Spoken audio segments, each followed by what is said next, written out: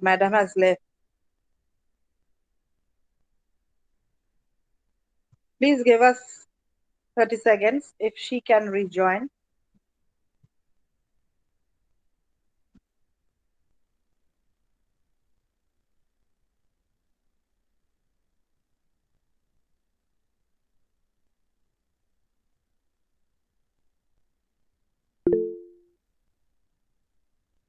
Madam, please give the welcome address.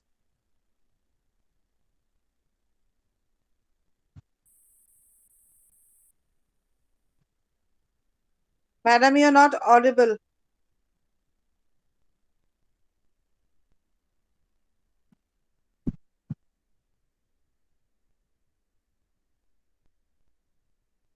No, it is unfortunate. I don't think we can hear Madam.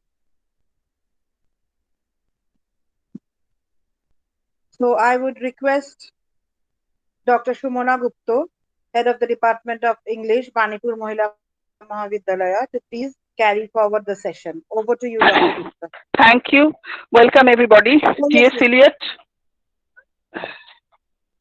Hello, hello. yes, I'm madam. here. Yes, madam. We can hear you.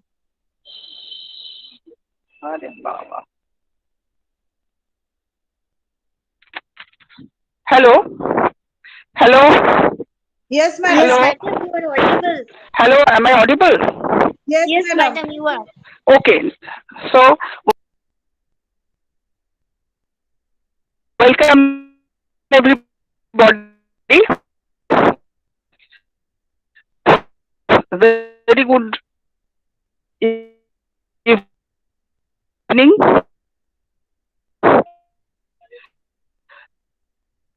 Today we shall have Professor Mahua Bhaumik amongst us to speak. Wasteland is widely regarded as one of the most important poems of the 20th century, much of a trendsetter in modernist poetry. His experiments in diction, style, and versification rejuvenated English poetry to a whole new level. Now we will hear from our respected speaker. Thank you, everybody. Welcome. And I request you to carry forward the session. Thank you. Thank you, madam. I now request Dr. Shumona Gupta, Head of the Department of English, Banipur Mahila Mahavidyalaya, to please take forward the session. Over to you, Dr. Gupta. A very good afternoon to all of you, to our principal, Dr. Bidisha Ghosh Dostidar, our IQAC coordinator, Mohua Basu, and our esteemed speaker, Dr. Mohua Bhaumik. It's a pleasure to introduce Mohua to all our participants. She is a long friend of mine. She is the associate professor and head of the Department of English of De Rosio Memorial College, and she's also working as the guest faculty in the English department in West Bengal State University. Her areas of interest include Dalit literature, partition literature, culture studies, and gender studies. And her doctoral thesis was on modernism and T.S. Eliot. She has published in various international journals and acted as resource person in several conferences. She is also a writer of the e-content Pathshala. So we are eagerly looking forward to hear from her today on T.S. Eliot's poems. And without wasting any more time, I shall request Dr. Bhaumik to please proceed with her presentation and her paper. Thank you. Thank you, Dr. Bhaumik. Thank you, Shubhanadi. I hope I'm audible. Yes, you are audible. Okay, thank you for your kind introduction. Okay, at the very beginning, I would like to extend my heartfelt gratitude to the principal ma'am of Banipur Mahila Mahavidyalaya for, she had been very gracious to send me the invitation letter. And then a big thank you to Shubhanadi. Shubhanadi has been a long time friend. So she was the one who approached me regarding this particular evening, this particular, academic pursuit that we are going to undertake now. And my warm regards to all the faculty members of the Department of English of Banipur Mahila Mahavidyalaya, our my regards to Dr. Basu, the IQAC coordinator, Mohua Basu, my namesake. My warm wishes to the faculty members of all the other departments of Banipur Mahila Mahavidyalaya, the participants here, some of whom probably happen to be my colleagues from various other colleges, and most importantly, all my love and best wishes to the most essential component, of this webinar or extension lecture, whatever you call it, that is my very dear students. All right, it's because of you that I am here. So now, without further delay of any sort, let's just go into the topic today. Now, when Shumonadi approached me at the very beginning, she said that it would be an extension lecture. All right, and then it took the shape of the webinar. So today I'm not here to present any paper since the students are here. So I thought that to explain things, to interact with you, that would be much more interesting, and probably that would be much more helpful for you, rather than reading a paper as we usually do in the various webinars and seminars and workshops. All right, so today what I'll do is T.S. Eliot is quote unquote very difficult to understand. We all know that. So my intention today would be to give you some kind of clues and provide you with a framework which would help you, which would enable you to understand his poetry much in a much easier way. And before that, we are going to go into modernism as a whole, literary modernism. We are going to discuss the salient features of modernism, and then we together, I mean you all and I, of course, we would try to locate, place Eliot in the entire fabric of modernism and see that what we can do with his poetry, or how we can read his poems so that he becomes easily comprehensible to us. So let's give it a try. Okay, all right. So now for that, I need to go to my PowerPoint. I just need 1 minute, to go into that. Okay.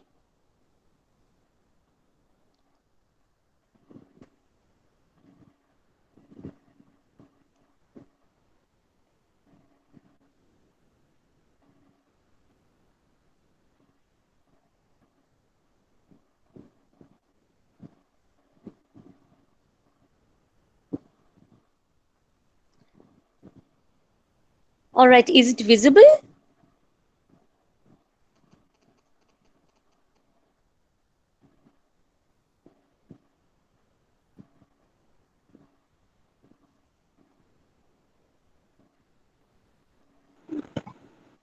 No, I can't see it, Mohua. Okay, just give me 1 minute. I'll fix it. Okay, it's okay.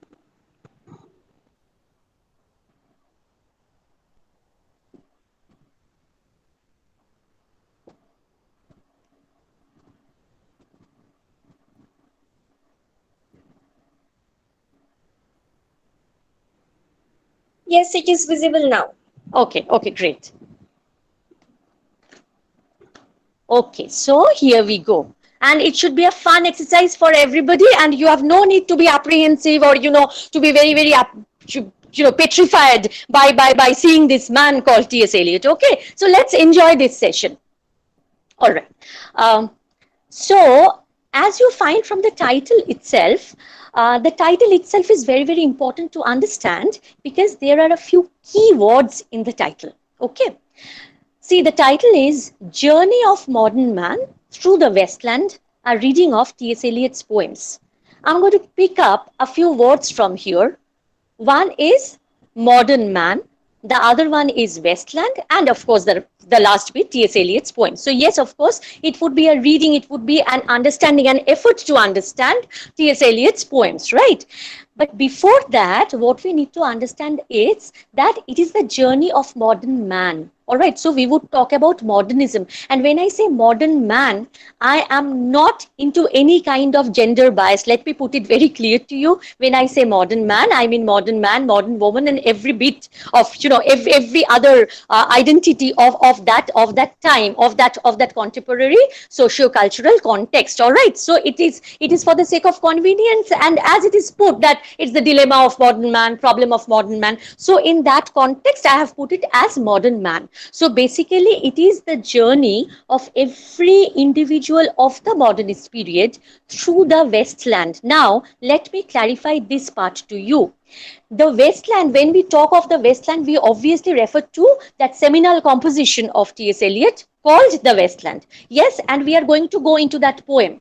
But when I refer to it as journey of modern man through the Wasteland, I do not, I repeat, I do not restrict myself to that poem only. Through the Wasteland here, I mean that through that, emotionally and spiritually sterile condition, which was prevalent during the time of modernist period. All right. So the Wasteland is here not only referring to the particular poem called the Wasteland, named the Wasteland, rather it talks about the entire socio-political milieu of that time.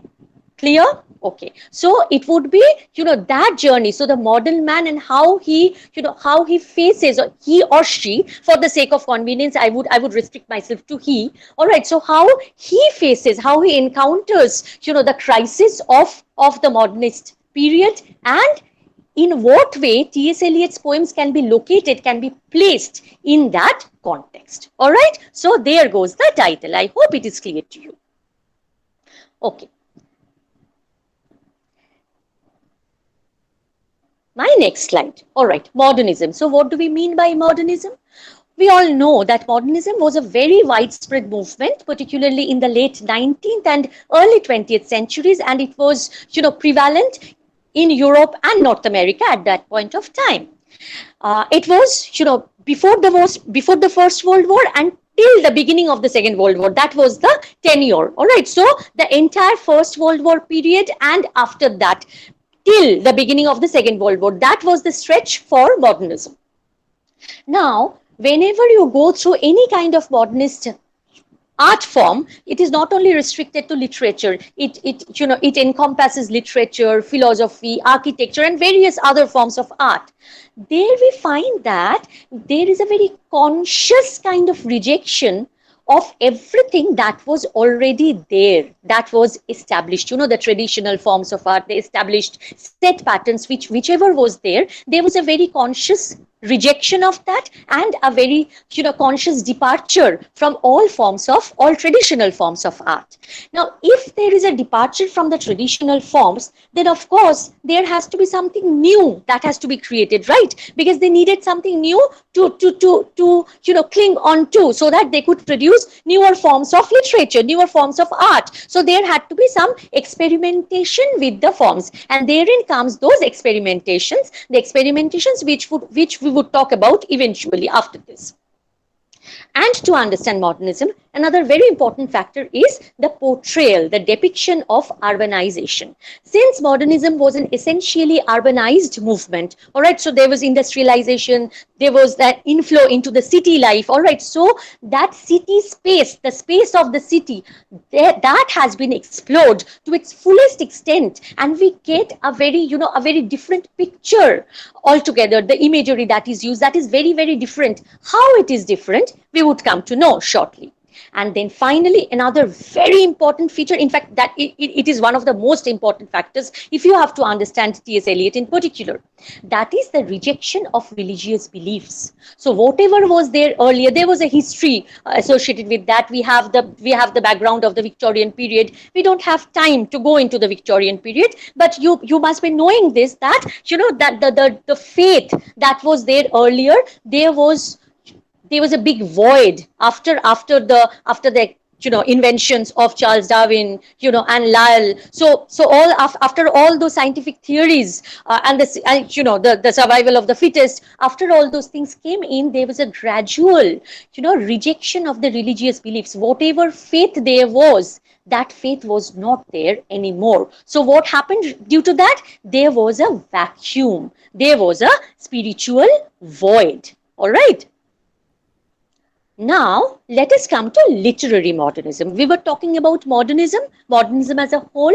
So now, let us, confine ourselves to literary modernism. Since we are all students of literature, so let's get into literary modernism. So as I said, that modernism was, it was the movement during and after the First World War. So of course, World War, you can understand the panorama of futility and anarchy that would be associated with the war.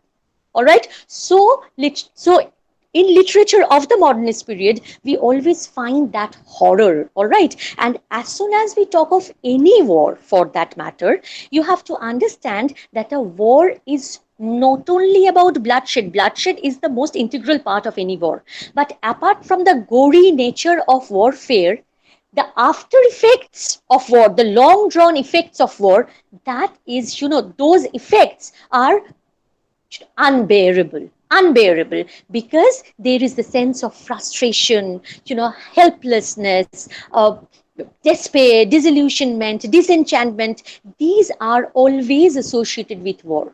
Why?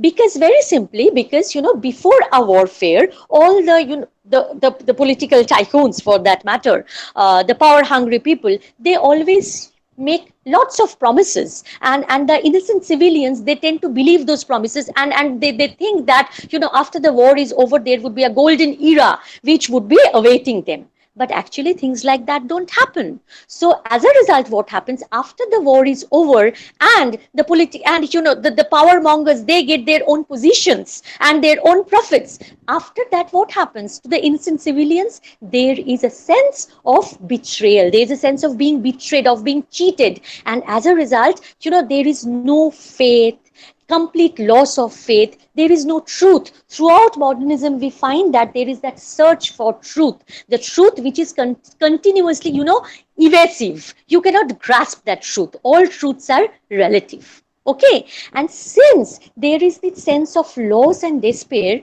eventually the other things which are associated with them are the sense of alienation. Human beings became isolated, they became loners, essential loners. They were all alone. Why? Because, after the war, everybody was there to save his or her own skin. He or she has to, save himself or herself, because the situation was so precarious. All right. There were so many obstacles that they had to overcome.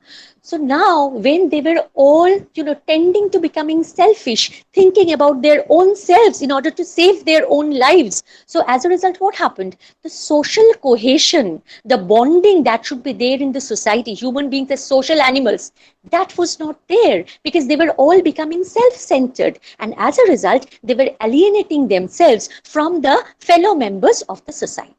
So that sense of alienation, that sense of isolation, that sense of loneliness creeps into the lives of the modernist, into the lives of the people of the modernist period. But apart from that, apart from this sense of isolation by which they were cut off from the society, they were severed from the society, apart from that, there was another very important factor which led to that isolation. You know what? It was, you have to understand that a human being becomes complete not only by the outer reality. There is an inner core inside all of us, our spirituality, our emotional quotient. And it should be, if we have to be complete, if we have to attain that sense of completion, then, there should be a perfect amalgamation of all those things together: our emotions, our faith, our religiosity, spirituality, and our outer self. So outwardly, in the modernist period, every individual was isolated.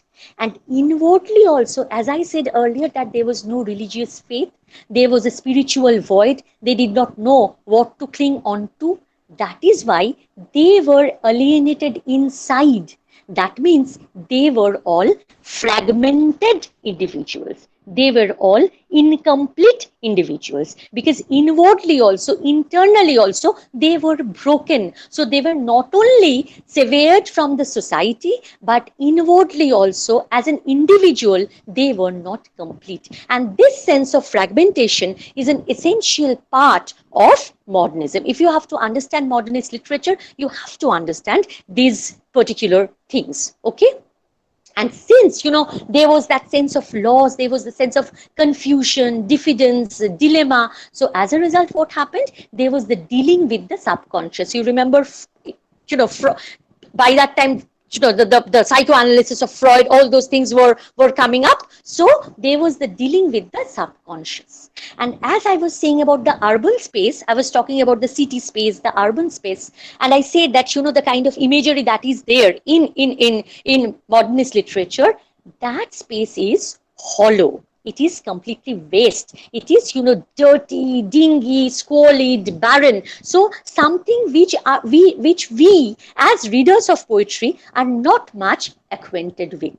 And if I quote from the Hollow Man by T.S. Eliot, Hollow Man is one of the very famous poems of T.S. Eliot. There, how is Eliot describing modern man? He's saying that we are the hollow men, we are the stuffed men, headpiece filled with straw. So we are the hollow men, we are the stuffed men, headpiece filled with straw. That means devoid of any kind of vitality, devoid of any kind of meaning. Okay.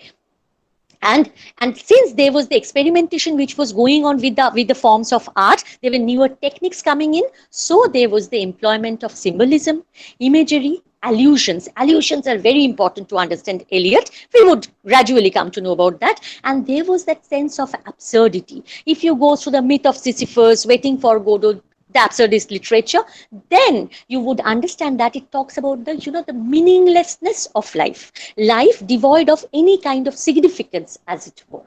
All right. Okay. We go to the next slide. Okay, now let us talk about T.S. Eliot, Thomas Stearns Eliot. He was an American by birth and a British writer. Okay, and though we know him as a poet, but he had been a brilliant playwright, a dramatist that he was, and he was, his contribution towards literary theories, his role as an essayist, that is phenomenal. And he's one of the pioneers of modernist literature, you can see from here. And there are some theories which I have named, which you would eventually learn when you would be in your master's classes. Okay. Now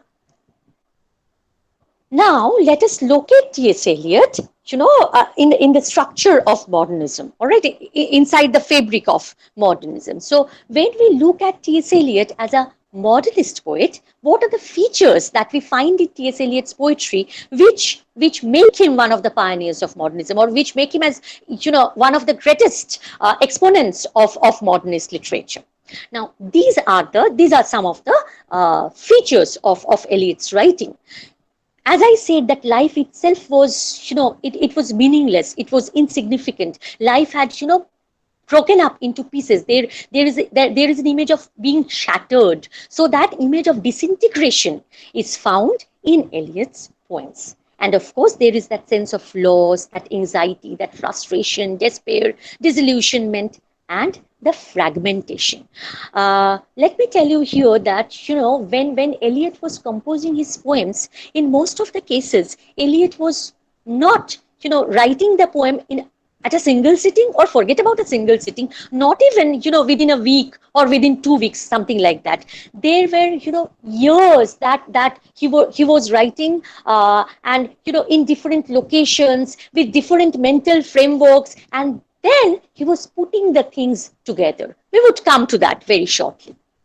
So that sense of, so these were all bits and pieces, because life itself was like that. It was a disintegrated, debased life. So that sense of fragmentation, and moreover, every individual was isolated. Why they were alienated? We have already gone into that. So that sense of fragmentation, that portrayal of that alienated self, that is there. And whenever the modern man is depicted, we find that he has always been, shown as procrastinating, thinking too much, indecisive, suffering from a sense of vacuum, a sense of void. And a brilliant depiction, brilliant delineation of this particular feature of modernist literature is in the poem called Proofrock, the love song of J. Alfred Proofrock. So there, the character Proofrock, he is, he suffers from this kind of confusion, this kind of indecisiveness. We would come into that very shortly.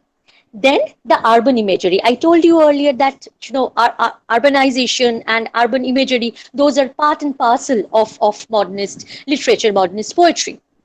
Now, how is it It is a very dingy, gloomy, sinister, drab, bleak, dirty kind of a picture of the city that is there. And brilliant example of it is Preludes. There are other examples also, but since we have our limited time frame, so we need to restrict ourselves to a few examples, right? So Preludes is that example. So when we talk about diffidence and confusion, that is the example we can get from Proofrock. And when we talk about the urban imagery, of course in Proofrock also that urban imagery is very much there, but Preludes is also there. Okay, and now as you see that so life had become insignificant, there was void, there was barrenness, there was sterility, all right. So it was like wasteland, the land which is waste. Now this land is not in the literal sense, it is in the symbolic sense, it is in the metaphorical sense. That means life itself, the place they inhabit, the life that they lead, that is sheer waste, that is barren, that is meaningless, that is devoid of any kind of vitality and significance. All right, that is why it's wasteland. That is the meaning which I chose for as far as my title was concerned, the journey of modern man through the wasteland. So this is the life that they were leading. So that means the beauty of life, the music, the rhythm of life, that was not there, that was completely absent.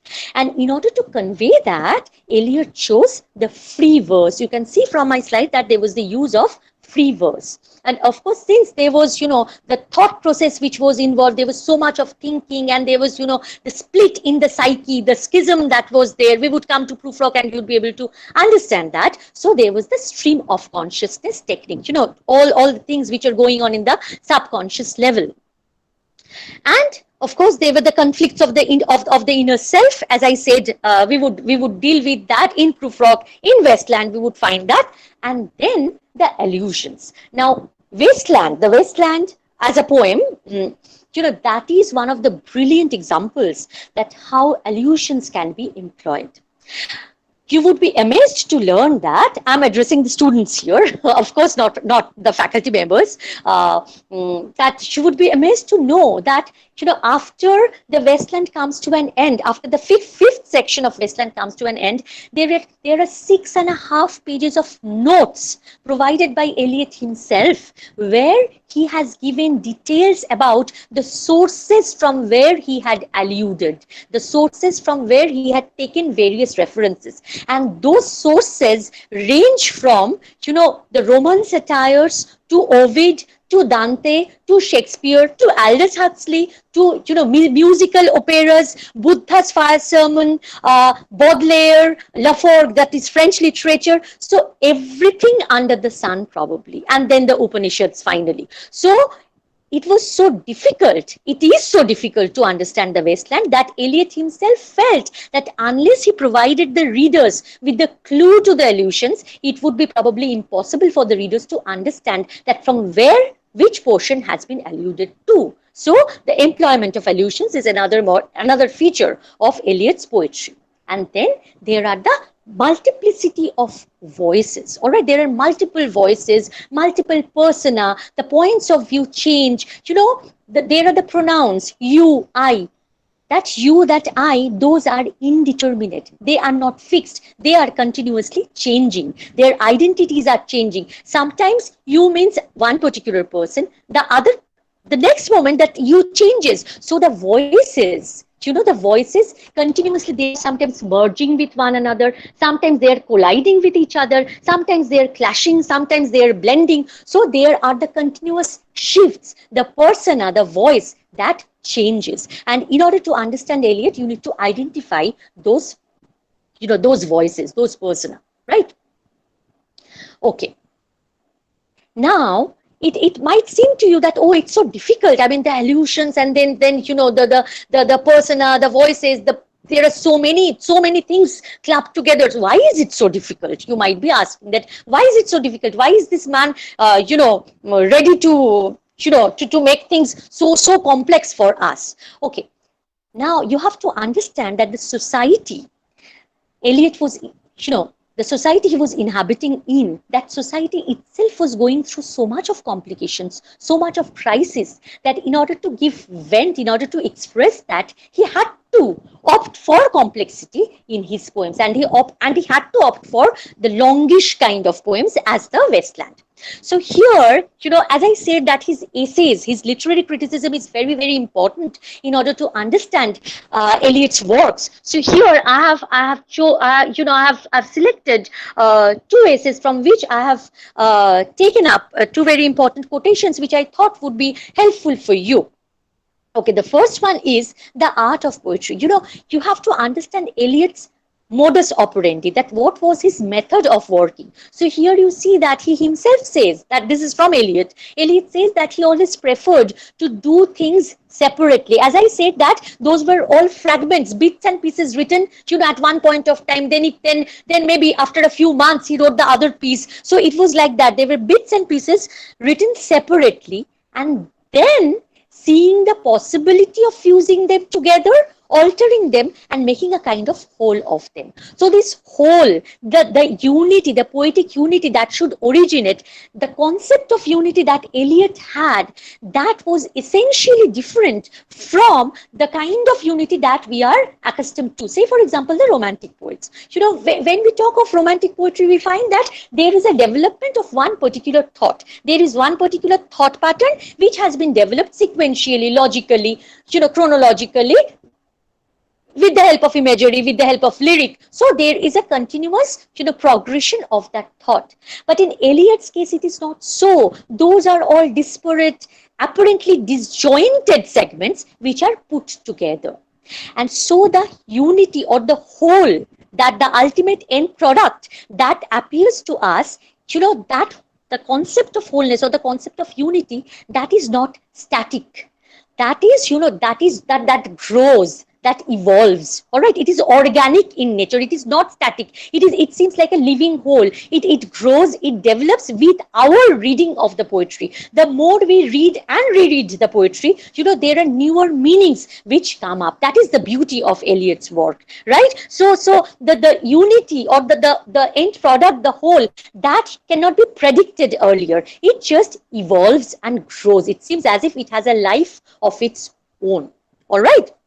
And you can see here that on Poetry and Poets, there he says that it's an original way of assembling the most disparate and unlikely material to make a new whole. So something which evolves, which grows with time. All right. Okay. Now the next slide. All right, here you have to understand that, as I was saying earlier, that that the kind of imagery, the delineation of the city, the urban space that Eliot had dealt with, that was so very different from our conventional sense of poetry. Because whenever we read poetry, if we talk about Romantic poetry again, then we find that it's nature which is benign, which is the nourisher, which is the spiritual healer kind of. Or with Keats it is sensuous, with Shelley it is the source of inspiration. So something which is a source of beauty, conventional beauty for all of us.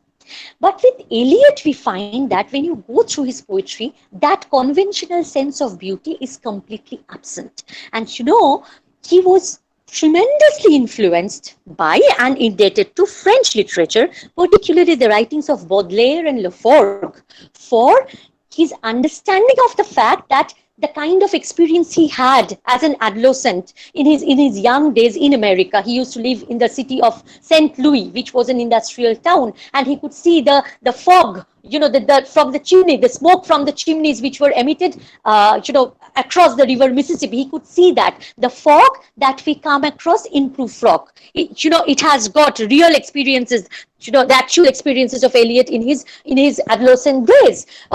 So he could never understand earlier that this could also be the material of poetry. The drab, the dingy, the squalid, urban space, that he could write about all these things, that was unthinkable, inconceivable for him. But when he went through French literature, when he went through Arthur Symons's book, and then he went, through Baudelaire, Le Forgue, and various other writers, then he understood that this could also be the material for poetry. So it said that, the source of new poetry might be found in what had been regarded hitherto as the impossible, the sterile, the intractably unpoetic. So the so-called unpoetic material, which he thought earlier, earlier that was considered to be unpoetic, that these could be the materials for his poetry. He could never know those unless he came across French literature. He was highly indebted, deeply indebted to French literature. Okay, now we would move on to his poems, a few examples that I have taken up. Okay, the first one to come up is Preludes. Okay, now if you have to understand Preludes, there are two things which you have to keep in mind. What are those two? The first thing is that you have to understand that it depicts the solitariness, the loneliness of modern man.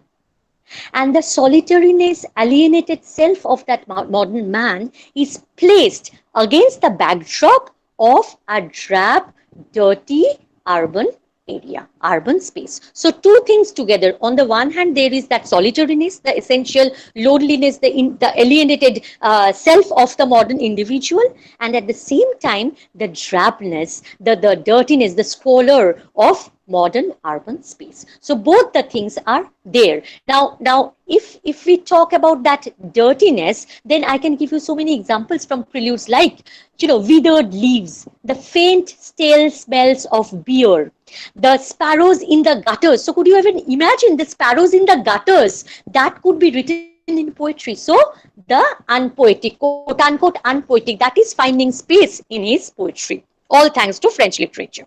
All right, so these things. And when we talk of the solitariness, then we find again the vacant lots, the lonely cab horse. So you understand that these are so very important to understand in order to get, a comprehensive idea about Eliot's poetry.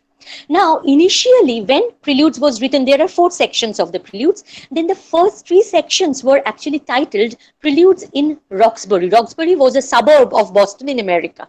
But later on, very consciously, Eliot deleted that geographic location in Roxbury and he kept it like Preludes, just like that.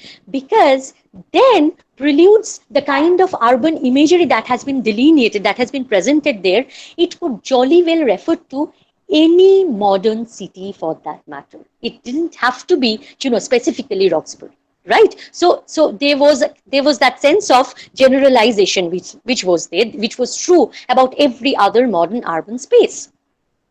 Now, when we talk about the imagery, I have given you a few examples of the imagery. As I told earlier, that there were the references to Eliot's own experiences during his adolescent days in St. Louis, where he used to live. And of course, there are the influences of French poetry. I've given you specific names of those poetry. If I had time, I could have, elaborated on how he was indebted to the various kinds of imagery, like the prostitutes lining up the streets, the slums, so the cheap hotel rooms. So everything that we find in the Preludes, there are definite echoes, there are definite reverberations of those in French poetry, like Baudelaire's Evening Twilight, Morning Twilight, and Philip's Bubu and Marie Donadieu.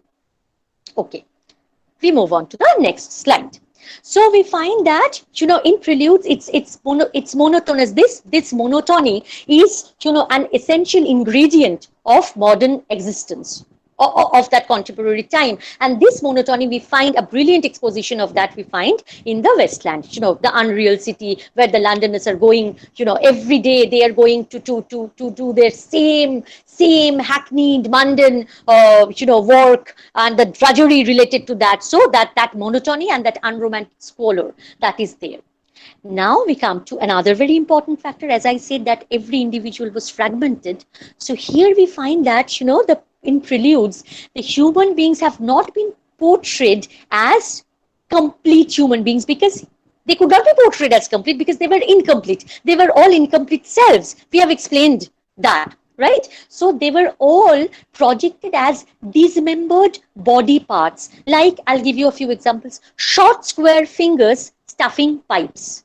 or hand raising dinghy shade. So hand, finger, you see the fragmented body parts, and it also talks of the essentially debased, diseased, ailing condition of body and mind, the wasteland that every modern individual inhabits. So it's a debased condition of life, diseased condition of life. In Preludes only, there is a brilliant, imagery there. Yellow soles of feet. The color yellow is the symbol of jaundice. So it talks of that, of that ailment. It is not particularly related to jaundice, but what I'm trying to project is that you have to understand that it talks of that ailing society. The society itself was ailing. The society itself was suffering to the core.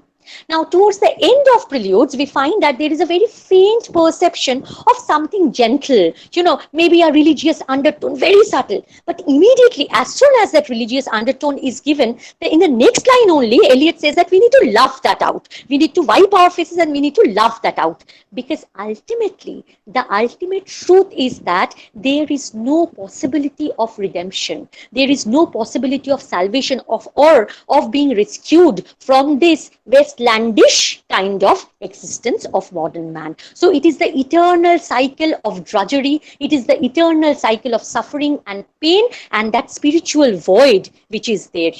There's a line that, the women were gathering fuel in vacant lots. So it's vacant, and it is devoid of any kind of meaning, any kind of spiritual significance associated with life. Now we would move on to the next poem, that is the love song of J. Alfred Proofrock. If we need to explain the poems in details, it takes days. But since we have this much time, so I thought that let's keep it like this, giving you examples from various poems.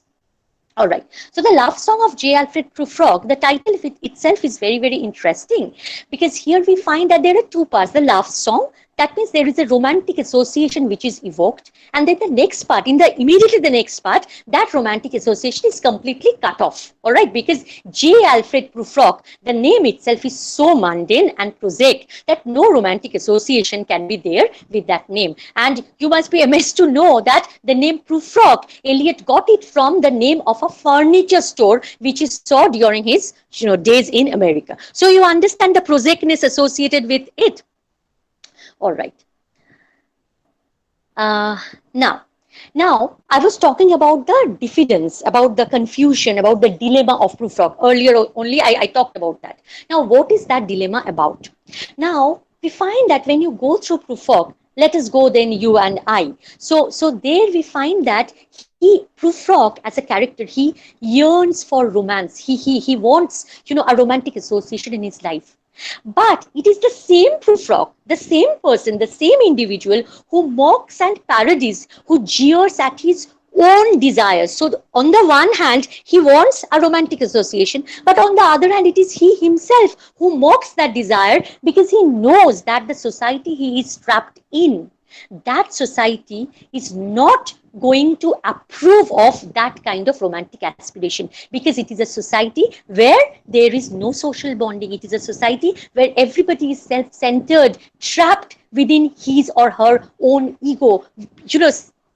They are all fighting it out for their own sake. So all those softer instincts of life, those were completely missing from their life. So the society would not approve. The society would mock at him. And that is why he himself mocks his own desires. That means there is a split in his psyche. He is diffident, he is confused that whether to approach the lady love or not to. So that confusion is always there. Now, when he is saying that let us go then you and I, we do not know who that you and I are. We do not know whom Proofrock is addressing. Is he addressing his lady love? Or maybe he is addressing us, the readers, or he is addressing his other self. The split, Proofrock is split into two. There's a schism in his own self. So maybe one part of the self is asking the question to another part, or maybe Proofrock is questioning his maker, his creator, that is Eliot himself. We do not know. We are also baffled like Proofrock himself. And when he says that let us go then the immediate question which crops up in our mind is that is he really undertaking the journey, or is it also, or is the journey going on in his own mind? Why I'm saying this is that he is too diffident to take any step. He asks a series of questions throughout the poem. He asks, I am giving you a few examples. Do I dare disturb the universe? How should I begin? Shall I part my hair behind? Do I dare to eat a peach? So how should I presume, and how should I begin? So he is asking one question after another. So a person who is suffering from such lack of confidence, can he really muster up the courage to undertake a journey with somebody? No, we don't think so. So probably it is also going on in his mind. All right. Now, so we can understand that he is the epitome of frustration and the diffidence of modern man, and he also represents the tortured psyche, because internally he is conflicted, he is afflicted, and he represents the thwarted desires. Why I say so? Because sometimes he wants to be Lazarus. There are various personas here, right? Sometimes he wants to be Lazarus, sometimes he wants to be John the Baptist, sometimes he wants to be Hamlet, sometimes he wants to be Guido, but ultimately those desires could not be fulfilled, and he says that no, I'm no Prince Hamlet. All right, so ultimately those desires are suppressed, those desires are thwarted, right? And we can understand that that schism is there between his social self, the self which wants to be at par with the society which is immune to any kind of emotional vulnerability, and on the other hand his latent emotions. So he inhabits two worlds, he inhabits two planes, two spaces at the same time, right? And towards the end of Proofrock, we find that again there is a temporary respite. Just as towards the end of the Preludes, Eliot wanted to give us a very faint hint of something gentle. Here also we find that there is a beautiful depiction of a marine paradise, and there are references to Baudelaire, to Nerval. We cannot go into all those details now, but a marine paradise, the mermaids, that kind of an image is evoked.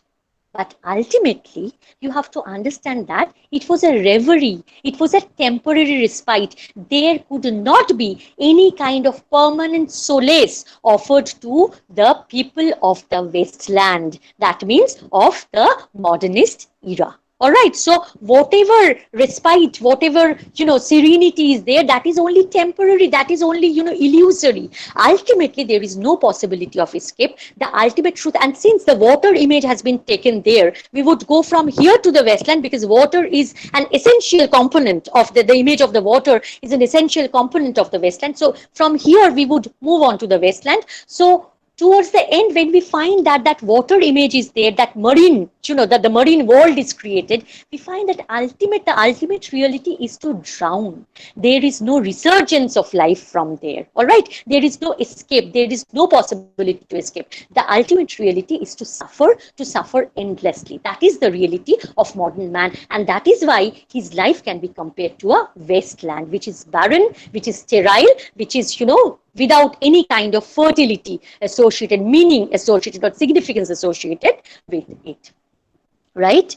Okay, now we would move on finally to the Wasteland. Okay, now in order to, the Wasteland, it is itself a magnum opus kind of writing. So I cannot do any kind of justice to it, but what I can do is, as I said earlier, that I can give you the framework which would facilitate your understanding of the Wasteland later on. So, the Wasteland, it has got a long history. The composition of Wasteland has got a long history, because Eliot was perturbed to the core during the entire phase of writing, and he had written it, he had conceived of it almost a decade ago, and he had been planning to write. He had been writing several pieces, and he was going through various kinds of mental trauma at that point of time. There were various personal reasons. If you go through the biographies of T.S. Eliot, like Peter Ackroyd, Lyndall Gordon, then you would be able to understand that. So there were lots of turmoils which were going on in the personal front, and at the same time there was the complete disintegration of the Western civilization, of the European civilization, because of the World War. So all these things combined together resulted in the composition of the Wasteland. And when you go to the Wasteland, you would find that there are 5 sections of the Wasteland. We would come to that eventually, but Apparently, there is absolutely no unity. In fact, Eliot himself was very, very apprehensive and skeptical about the inherent internal unity of the Wasteland, and he insisted that the 5 sections should be published as 5 individual poems in the journal called The Dial. It was Ezra Pound, his one of the best friends of Eliot. It was Ezra Pound who insisted that no, it should come as a single whole, and the shape that we find the Wasteland in now, that shape, that unity, that structure was given to the Wasteland by none other than Ezra Pound himself. He did not add anything to it, but he omitted the extraneous portions, right? And so we find that, there are multiple identities, there are different voices, the indeterminate pronouns, the selves are shifting there, those are fragmentary, apparently disjointed pieces. So all these things are there. Now, so if these are so fragmentary, if these are so disjointed, then how to understand the Wasteland? What is the way to comprehend the meaning of the Wasteland? For that, at the very beginning, we should know about the epigraph of the Wasteland. The epigraph that is the portion which is at the very beginning, before the first section, the burial of the dead. Before the first section of the Wasteland, we find that there is an epigraph. Now, in that epigraph, there are a few lines written. Those lines are from the satire called Satyricon by the Roman writer Petronius. It's long back that he wrote it. So it was by Petronius, and the name of that satire was Satyricon. Now there was one of the characters called Trimalchio. Now Trimalchio was narrating a story. Everybody was telling a story. It was the turn for Trimalchio to tell a story. Now this has no direct connection with the Wasteland, yet it is so very well connected. I'm going to tell you the story very shortly, and then we would move on to that why this epigraph is so very important, or why this story is so very important in order to understand the Wasteland. Okay, so now Trimalchio was narrating a story, and while narrating the story, he talked about Sibyl. Now, who was Sibyl? Sibyl was a woman with prophetic powers. She could foresee future. All right. Now, Sibyl, the myth goes like that Sibyl once wanted a blessing from Apollo the god. All right. And she wanted to enjoy long life. So Apollo granted her that wish. But Sibyl forgot to ask for youth, for eternal youth. As a result, what happened? Sibyl was not dying. You see, because Sibyl was given the blessing by Apollo that she would enjoy a long life. So she was not dying, but she was continuously ailing. She was aging, all right. And with age, her prophetic power was diminishing. She was losing her prophetic power with age, right? So she was ailing. She was in a pathetic, deplorable condition, but she was not dying. And she desperately craved for death because she could not tolerate the pain of life anymore, because the life itself was so miserable. It was unbearable. So now the story comes, which Trimalchio says. This is Sibyl, all right. So Trimalchio talks about Sibyl, and Trimalchio says that there were a few boys who could see that Sibyl was in a cage. She was hanging in a cage. And when those boys, the story goes like this, that when the boys asked Sibyl that, Sibyl, what do you want? She said, I want to die. Why did she want to die? That portion I have already told you. She wanted to die because life itself was, it was like a death in life existence. And here comes its relation, the relation of the epigraph with Eliot's Wasteland, because it is the death in life, this theme of death in life, this theme of the Wastelandish kind of life, the life without any kind of significance, which was devoid of any kind of vitality, any kind of spiritual fulfillment, the life which was meant for drudgery and endless suffering without any hope, for salvation or resurrection, right? So that is the kind of life that Eliot would project. All right. So you understand. So this is the thematic pattern that Eliot would be developing in the Wasteland. Now, in order to understand the Wasteland, another very important thing to understand is the mythical framework, which also ties all the 5 segments together. Now, in order to understand the mythical framework, you have to go through 2 books, The Golden Bough and From Ritual to Romance, where we find that, a connection has been built. Fraser always says that the primitive rites, the rites, the rituals religious rites which were observed earlier in the primitive times and the sophisticated form of religion, that is Christianity, there is a connection between the two. And in between, there are the Grail legend, there is the Fisher King, the story of the Fisher King. I don't know whether you know about the Grail legend. The Grail legend refers to, Shumanadi, how much time do I have? Please continue. Okay, all right, thank you. Okay, maybe I'll take another 5 to 8 minutes. Okay, so then I'll tell you about the Grail legend. Okay, so now the Grail legend is that if you remember the Bible, then in the Bible there is the reference to the Holy Grail or the Holy Chalice. That is the container from which Jesus had his Last Supper. And after the crucifixion of Jesus, that grail, that chalice, all right, that container was lost. And during the medieval times, during the medieval period, that is the Middle Age, the Knights of the Round Table, during King Arthur's time, the Knights of the Round Table, they went in search of that Holy Grail. They went in search of that container, the container from which Jesus had his Last Supper, because it was considered to be holy, the Holy Grail, as I'm saying. All right, so now when they were undertaking the journey, now this is from Jessie Weston's From Ritual to Romance. All right, so there she says that, when the knights were undertaking that journey and they were going from one country to another in search of that grail, then suddenly they came across a country which was absolutely sterile, which was absolutely infertile, barren. It was the Wasteland. Not the wasteland that Eliot is talking about, but it was literally a wasteland in the true sense of the term, because it was infertile. There was a drought-like condition prevailing, and then they came to know that it was so. The country was suffering from infertility because the king was ailing. Who was that king? He was the Fisher King.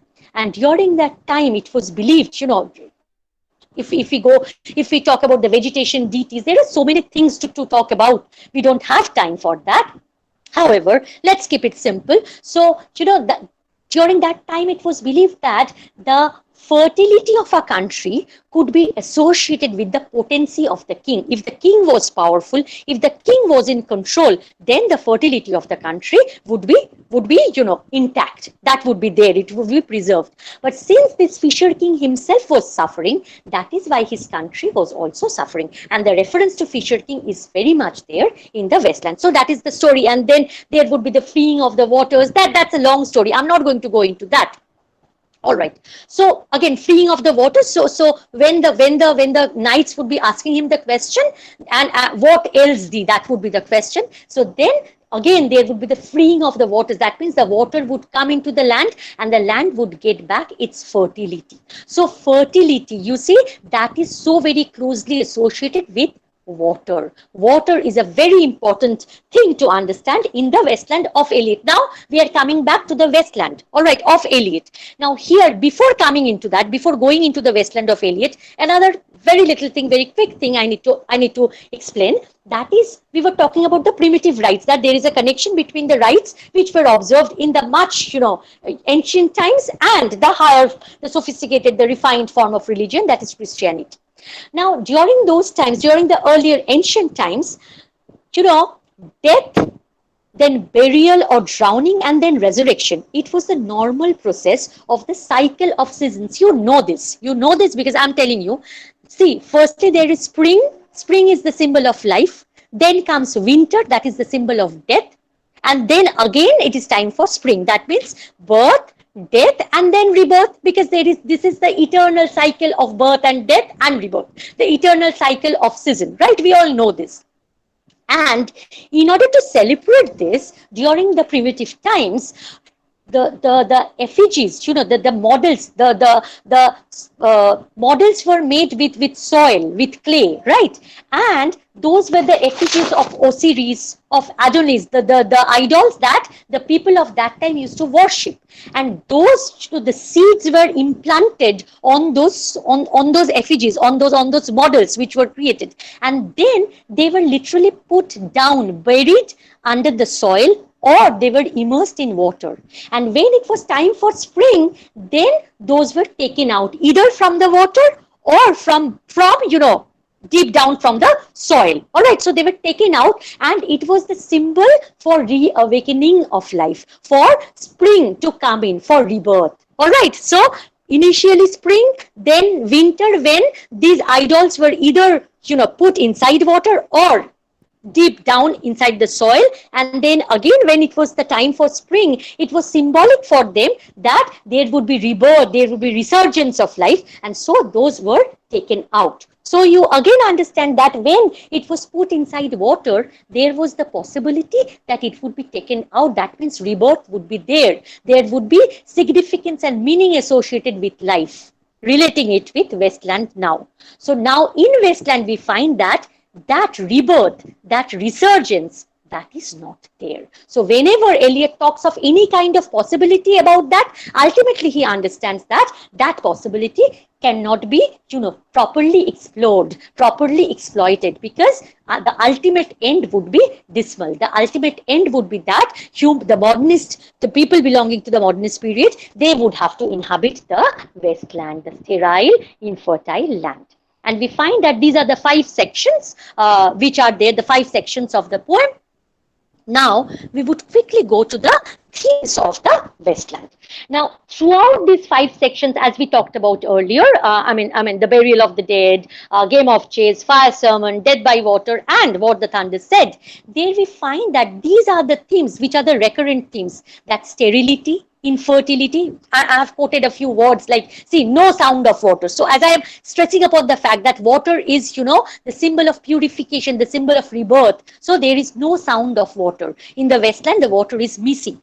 There is the dull monotony, as I was explaining, the London has been projected as the unreal city. The people do not have the confidence to look into the eye of each other. Their eyes are always fixed before their feet. There is a negation of romantic love. There is nothing called love, whether it is the love between the husband and the wife, or it is the love between the lover and the beloved. There is a complete negation of romantic love. Then what is there? It is only carnality. It is only sexuality for its own sake. That means the perversion and the burning. When we talk of this burning, we refer to Buddha, Lord Buddha's, our very own Buddha, Gautam Buddha. So Buddha's, the fire sermon. There it said that burning, burning, burning, burning. That means the entire world is ablaze with lust, with infatuation, with the fire of lust. So we need to renounce those, those desires in order to attain the ultimate truth of life. So that burning is there in Wasteland. All right. And it's a spiritual wasteland. It's a death in life existence. We have already talked about that. And then there is drowning. Even in section 4, that means death by water, there also we find that when a Phoenician, Phlebas, the character is called Phlebas, when he dies, he enters into the whirlpool. The whirlpool means it's going, in rounds, in circles. There is no escape from it. So once you are inside the water, you are trapped in it, and you cannot be reawakened into a meaningful life. So there is no hope of resurrection. Even towards the beginning of what the thunder said, that is the last section of the Wasteland, we find that here is no water. And there is that frantic wish, that desperate wish that if there were water. And there is the arduous journey, that who is the third who walks always beside you. The reference is to Bible. We don't have much time. So the reference is to Bible. This is a biblical allusion that even if God walks beside you, you cannot identify. You means here the modern people, the people belonging to the modernist era. So because why can't they recognize God? Why can't they understand the presence of God there, of the presence of the omniscient there? Because of their lack of spiritual belief, because of their rejection of the religious faith, because of their spiritual banality. All right, they are void, they are big vacuums, right? Okay, so now, so will it end like that? Will it end in that, with that sort of negativity? No, of course not. If it would have ended with that negativity, then, the Wasteland wouldn't probably have been, the remedy for all sufferings, right? Okay, so now towards the end of the Wasteland, we find that, the last section is called What the Thunder Said. So the thunder started to reverberate. And when the thunder started to reverberate, after that there was a fresh, gust of shower, and that shower brought in the fertility of life. That means the people got rid of that wasteland. The people got rid of that emotional and spiritual sterility. How? How was it possible? It was possible because the thunder, when there was that reverberation of the thunder, it seemed as if the thunder uttered the word da, which was an abbreviation of three Sanskrit words, datta, dadvam, and damayata. Now, what are these? From where have they come?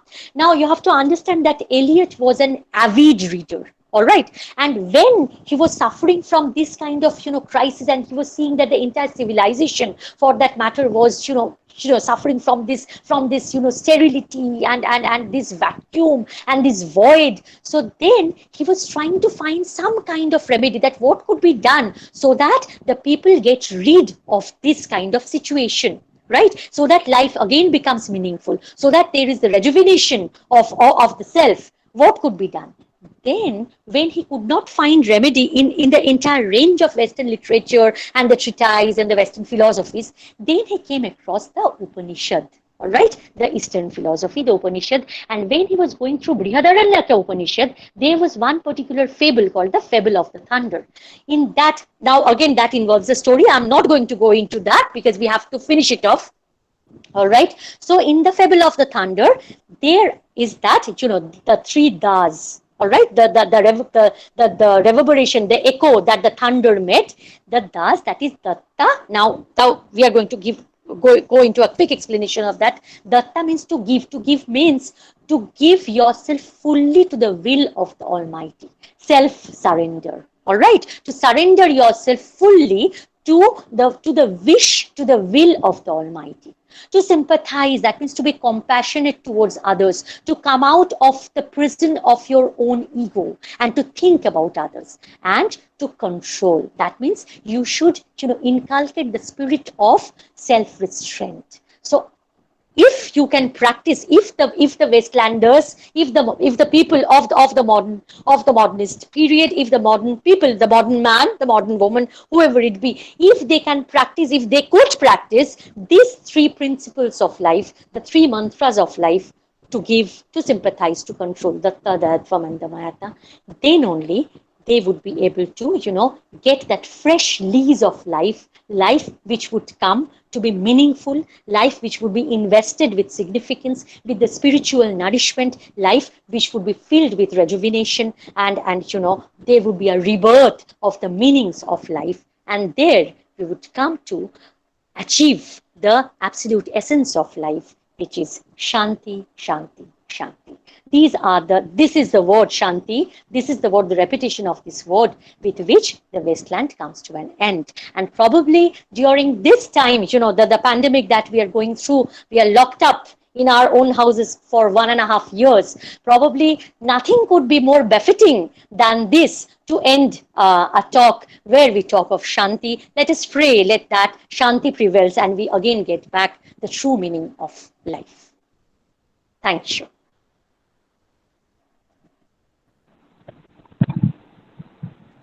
Thank you very much, Mohua, for that very stimulating lecture. And I was taken back to my class days of Professor Subhas Basu. And as you were speaking of the split personality of Proofrock, I would just like to make an observation, which I didn't find in any other observations of T.S. Eliot. T.S. Eliot is also my favorite poet.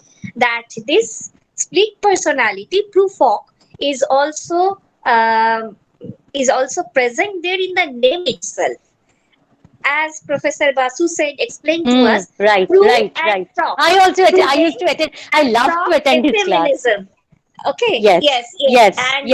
Absolutely. And the way you explained it, it would be very much beneficial to every student. The Wasteland, the every rituals, the Grail legends, the fishermen, everything, the Upanishads you brought into a nutshell. This is a vast discussion. I must agree with you, but still your presentation was wonderful. Thank you so much, Yuvanadi. I'm very grateful to you. It's my pleasure, my utmost pleasure. because T.S. Eliot is in our syllabus, and our students, if they had listened carefully to you, they would be very much benefited much from your lecture. Thank you very much. Now for Thank the you. Thank you. Thank you. Now for the interactive session, I would request Miss Shanchari Boshak, SSCT of our college Department of English, to please carry forward. Yes, And I please. would request all the participants who have any question to Mohua Madam, please write it in the chat box, and Ms. Boshak will be addressing them to Professor Dr. Bhomik. Okay. Thank In you. the Thank meantime, you, with your Mohua. kind permission, I'll drink some water. Yes, please.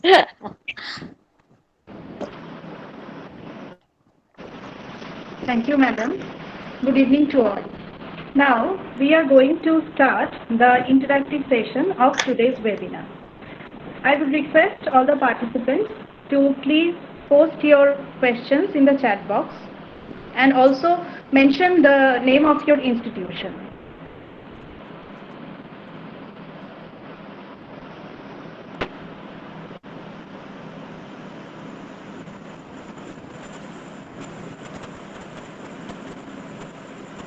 There has not been any question posted in the chat box, only various observations of the participants, and they were overwhelmed with your presentation and It's my speech. utmost Thank pleasure. you. Actually, you see, it's difficult for them to ask any question unless they go through the text them. So unless they read the poems, it's difficult to ask. I understand. So I hope that the presentation, my talk would facilitate your understanding of the text. That was my intention. So if you have understood, then I can see the things they are writing here.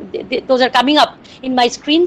That was my that would be my take from this webinar.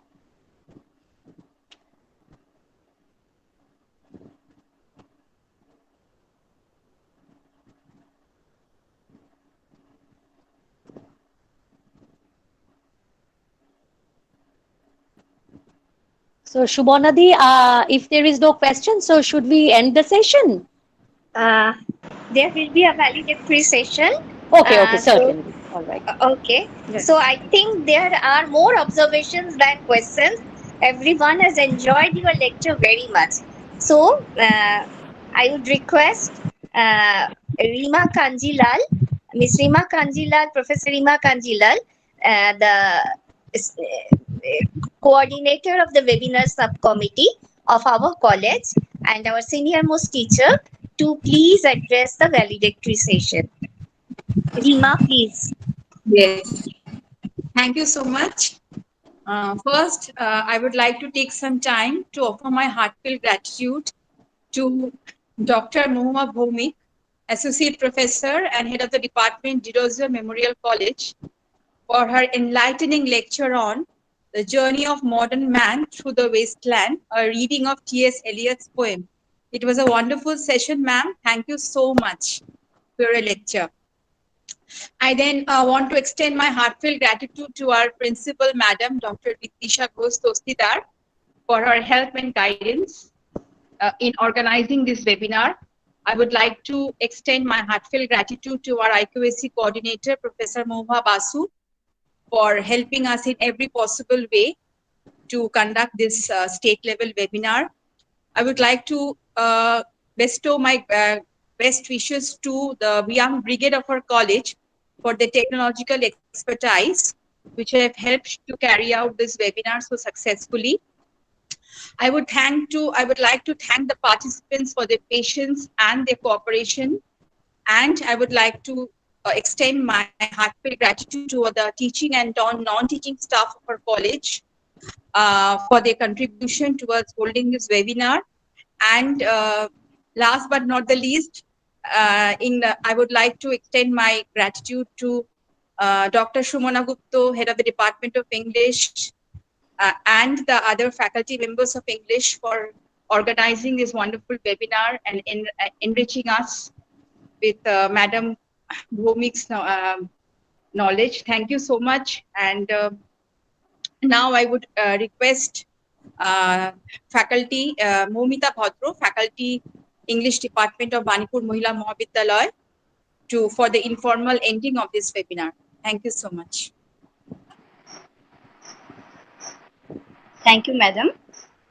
Before announcing the ending, I would request all the participants to fill up the feedback form, whose link is already posted in the chat box. Otherwise, e-certificate cannot be provided because it is an auto-generated process. I repeat, all the participants are being requested to fill up the feedback form to get your e-certificate. Otherwise, it cannot be provided because it is auto-generated process. With this, we announce the ending of the session of this webinar. Thank you and good night. Good night, everybody. Wish you all the best, dear students. Bye-bye. Good night. Thank you, Shubhanadi. Thank you, everybody associated with this webinar. It was a pleasure.